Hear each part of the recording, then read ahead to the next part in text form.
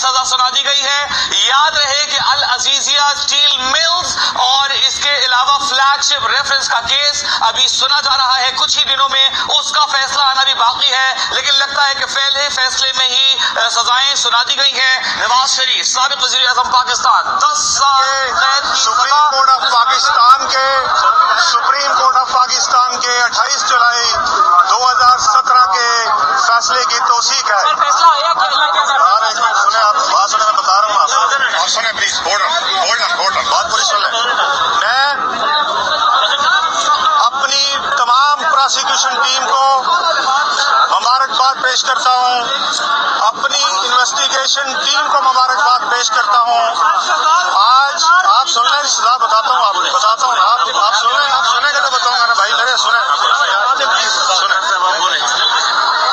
میں نیب کی اعلیٰ قیادت، تمامی اعلیٰ قیادت